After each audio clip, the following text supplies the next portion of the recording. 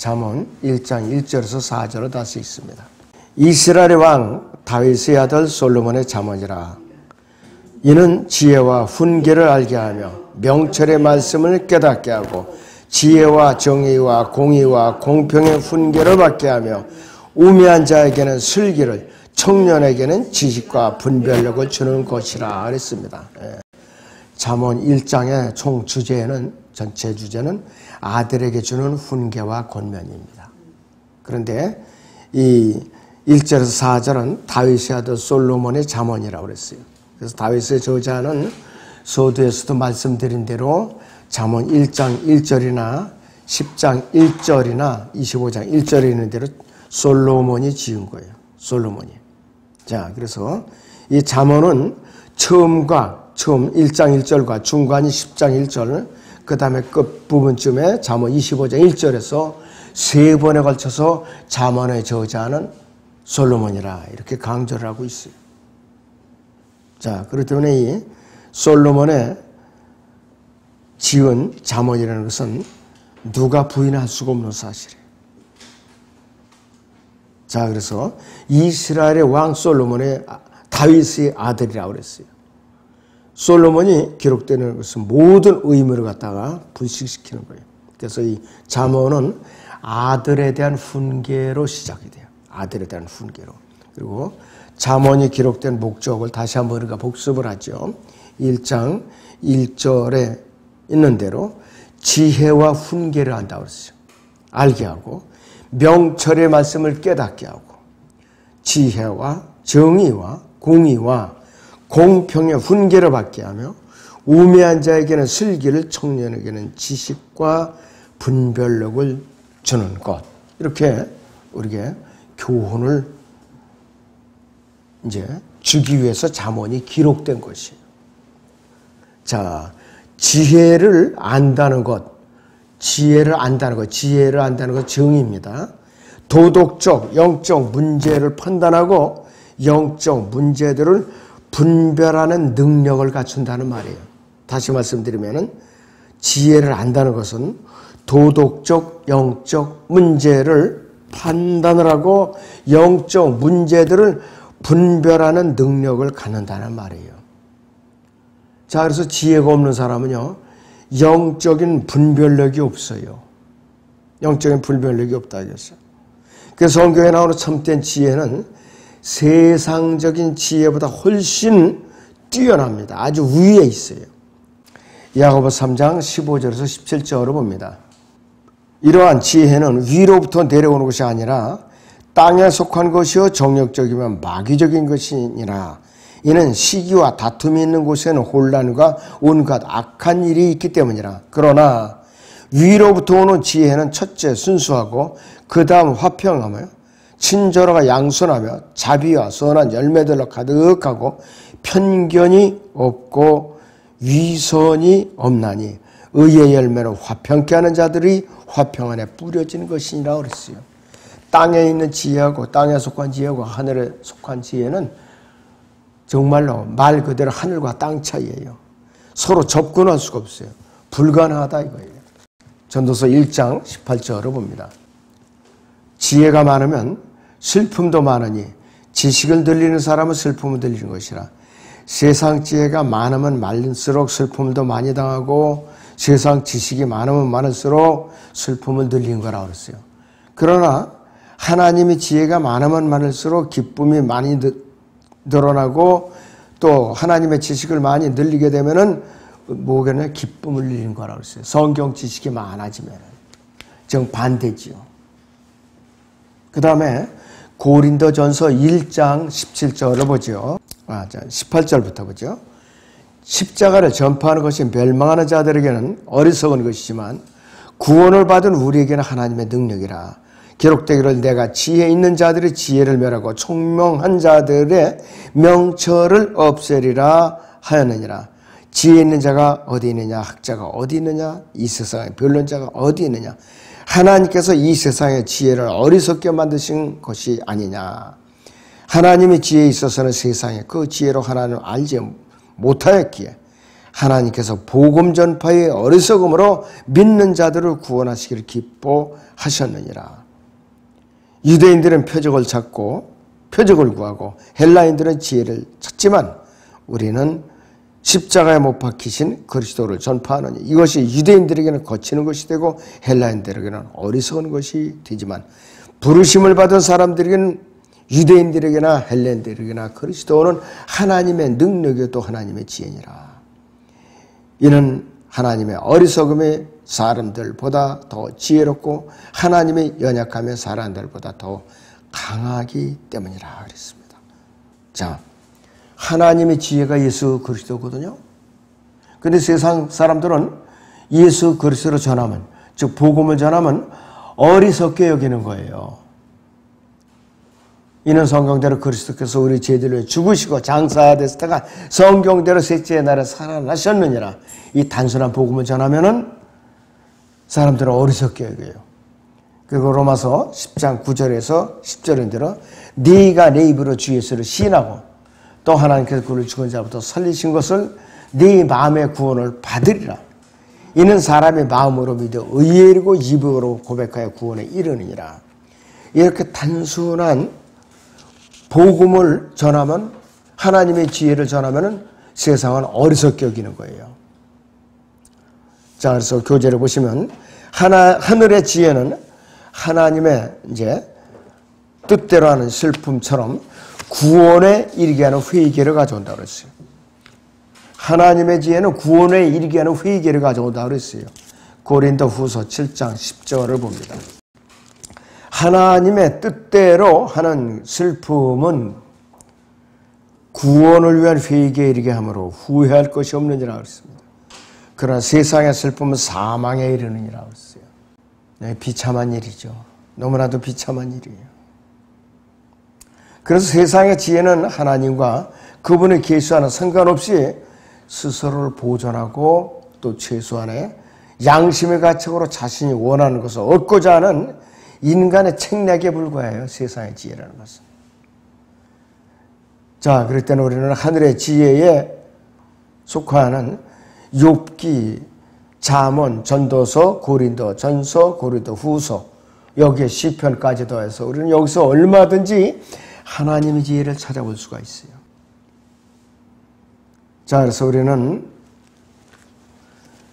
하나님께서는 그분의 지혜로서 자신의 피조물에게 경고하시고 지도하세요.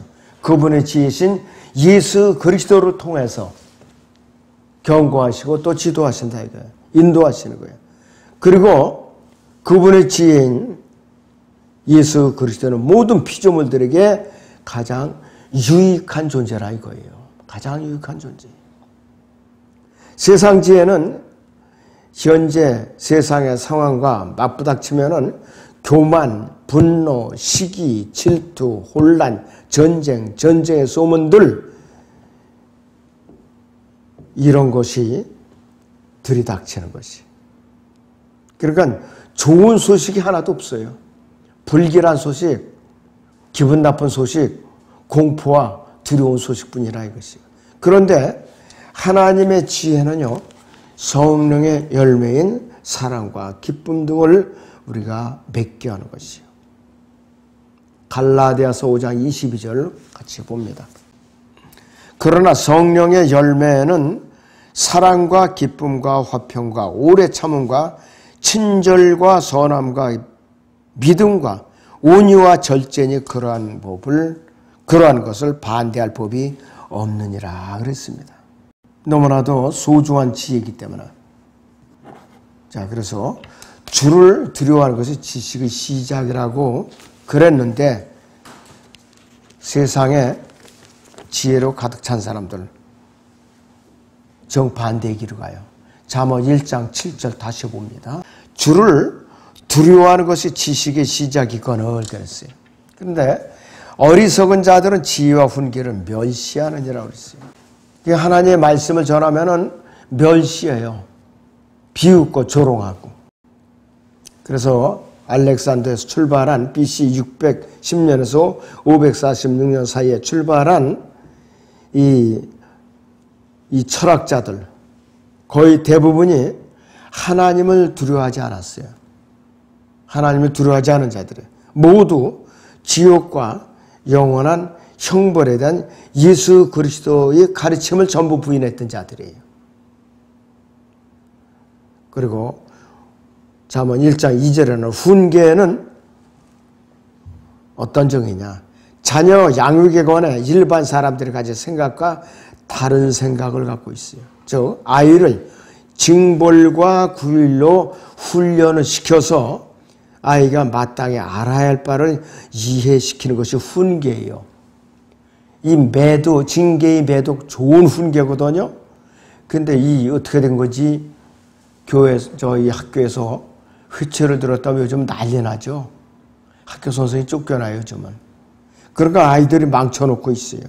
자, 잠언에는요, 아이의 훈육에 관한 많은 이야기가 여러 군데 나오고 있어요. 잠언 20장 11절을 보죠. 아이라 할지라도 그의 행동으로 알 수 있나니 그 행위가 순수한지 또 그것이 옳은지 알 수 있느니라. 그래서 아이도 선악을 다 안다 이거예요. 벌써 4살쯤 되면은 옳고 그름을 알아차려요. 그때부터는 양심의 가치를 받는다 이게. 그건 어떠냐? 그때부터는 복음을 듣고 영접해 구원받아요. 그 전까지는 그냥 구원받아요. 그냥 들림받아요. 그때가 부모가 가장 신경을 곤두세우고 아이에게 복음을 전해서 영접을 시켜야 돼요. 참으로 굉장히 의미 있는 경고예요, 우리에게. 아이로부터 징계를 거두지 말라. 네가 그를 매질할지라도 그가 죽지 아니하리라. 너는 그를 매질해야 하리니 그리하면 그의 혼을 지옥으로부터 구해내리라 그랬습니다. 이 세상 교육하는 정반대의 지금 정반대라 이것이. 자, 잠언 29장 15절 보시죠. 매와 책망은 지혜를 얻게 하나 혼자 버려진 아이는 그 어미를 욕되게 하느니라 그랬어요. 혼자 버려진 아이는 그 어미를 욕되게 한다고 그랬어요. 자, 그런데 여러분들 이 매와 징계는 아이를 바로 세우는 지름길이에요. 아이를 바로 세우는 지름길이라 이것이에요. 그래서 잠언 본문 1장 2절에서 명철의 말씀을 깨닫게 한다고 기록되어 있어요. 자, 성령님께서 가르치시는 기록된 하나님의 말씀인 이 성경을 이해하는 능력이라고 해요. 명철의 말씀을 깨닫는 것은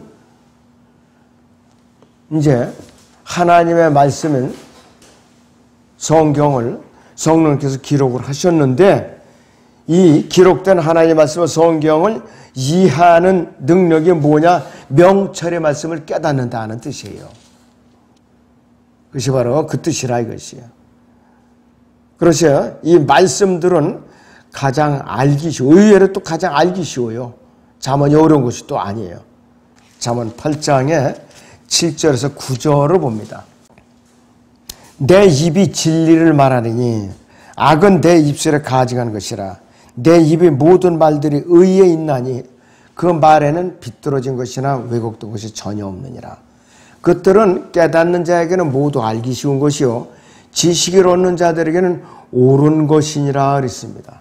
지식을 얻는 자들에게는 옳은 것이니라. 그러니까 여러분들 잠언이 옳은 것, 어려운 것이 없어요. 겸손한 마음을 읽으면 다 이해하게 돼 있어요. 깨닫게 돼 있다 이거지.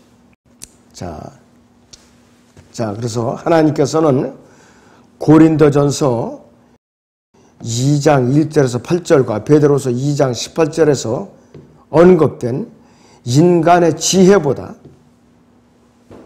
이 말씀들을 훨씬 더 중요시하라고 여기고 있어요.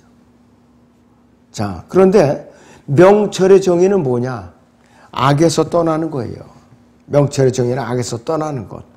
욥기 28장 28절 보죠. 또 사람에게 말씀하시기를 보라 주를 두려워함이 곧 지혜요 악에서 떠나는 것이 명철이니라 했어요. 주를 두려워하는 것이 곧 지혜요 악에서 떠나는 것이 명철이니라 그랬어요. 그것을 잠언 1장 7절하고 욥기 28장 28절을 엮어서 이렇게 메모해 놓으시면 굉장히 아주 유익할 거예요, 여러분들. 생활에. 그러니까 하나님을 두려워할 줄 모르는 사람은 미련해요. 성경적으로 지식이 없기 때문에. 자, 그래서 이 세계가 직면한 문제에 대해서 21세기 과학자들, 교육자들은 다른 사람보다 더 명철을 이제 증거해야 되는데 그들의 명철이 더 없어요. 그래서 성경을 앞지는 데 관심을 보이지 않는 서기꾼들, 명철의 말씀이 고대어라고 불평을 해요. 아, 이거 참 고리타분한 용어다 그래요. 그래서 하나님의 말씀이 자신을 심판하지 못하게 이들은 피난처로 삼고 싶은 거예요. 자기들 철학이나 지식을 갖고 과학을 가지고. 그래서 세상에 지식을 가진 과학자들이나 교육자들, 철학자들은 죄와 지옥, 죽음, 심판, 악인, 그 다음에 구원받지 못한, 구원받은 이런 단어들이 나올 때마다 이들은 어쩔 줄 몰라서 곤욕스러워하는 거예요. 곤욕스러운다 이것이. 자, 잠언 1장에서 지혜라는 말이 나와요. 지혜. 이 지혜가 주는 교훈은 어떤 것이냐? 지혜는 뭐냐? 기록된 하나님의 말씀을 분별하는 능력이 바로 지혜예요. 하나님의 말씀 분별하는 게 지혜라 이거예요. 세상에 악한 일을 꾸미는 것이 지혜가 아니에요. 참된 지혜는 지혜를 받는 사람에게 수반되는 징계와 형벌을 받을 수 있게 해줘요. 참 세상적인 관점에서 보면 이거 애매하죠? 아주 모순된 거죠? 참된 지혜는 지혜를 받는 사람에게 수반되는 지혜와 형벌을 받을 수 있게 해주는 거예요. 그래서 겸손하게 징계를 받게 해준다 이것이요. 그래서 신구약 전체를 통해서 볼 때에 분명한 사실이에요. 분명한 사실. 히브리서 12장 3절에서 8절을 보겠습니다. 너희가 마음이 지쳐 낙심치 않기 위하여 자기에게 저질러진 죄인들이 그와 같은 모순된 행동들을 견뎌내신 그를 즉 그분을 깊이 생각하라. 너희가 죄에 맞서 싸우되 아직 피 흘리기까지는 대항하지 않았으며 또 마치 자녀들에게 했던 것과 같이 너희에게 권면하실 말씀을 잊었으니 곧 내 아들아 주의 징계를 경시하지 말고 책망을 받을 때 낙심하지 말라. 주께서 그의 사랑하시는 자를 징계하시고 그가 받으시는 아들마다 매질하시느니라. 이게 잠언에서 인용된 것이에요. 너희가 징계를 견뎌내면 하나님께서 너희를 아들들로 대우하실 것이니 아버지가 징계하지 않는 아들이 어디 있느냐. 모든 사람들이 참여하는 징계를 너희가 받지 않는다면 너희는 사생하여 친아들이 아니라. 이거 무서운 말씀이에요. 자, 여러분들 이 세상의 육신의 아버지도 자기 아들이 삐뚤어지면은 징계하고 휘초리를 가해요. 꾸짖고. 자기 아들이 아니면 그냥 내버려둬요. 아, 내가 난 새끼가 아닌데 왜 내가 걔한테 매질이 가면서 원망을 얻느냐, 받느냐. 그냥 놔두는 거예요. 하나님께서도 마찬가지예요. 그분이 자녀로 다시 태어나서 생명책이 기록된 자들에게 징계를 가하는 거예요. 훈계하시고 경고하시고 책망하시고 매질하시고 왜? 삐뚤어 가지 말라고. 자, 아직까지도 하나님의 생명책에 기록되지 않은 죄인들은 하나님께서 관여를 안 하셔요. 관여를 안 하신다 이거예요. 아주 무서운 경고입니다. 시편 118편 봅니다. 18절. 주께서 나를 심히 징계하셨으나 죽음에 넘겨주지는 아니하셨도다 그랬어요. 아까 잠언에서도 그랬죠. 아이를 매질하라. 그래도 죽지 아니하라 그랬죠. 마찬가지예요 이게. 그 다음에 정의라는 단어, 잠언 1장 3절에는 정의, justice, 정의에 해당되는 히브리어는 최대이라는 이제 발음으로 하는데 옳고 그런 것을 분별하는 능력이 정의예요. 옳고 그런 것 분별하는 것이 정의라 이것이에요. 그 다음에 공의는 뭐냐? 저지먼트, 공의는 이 히브리어 발어는 미샤파트라고 발음하는데, 미샤파트라고 발음하는데, 진정으로 현명한 사람이라면은 연루된 문제 간의 차이를 분별함으로써 문제를 적절하게 판단할 수 있는 능력이 바로 공의라는 것이 공의. 다시 한번 말씀드리면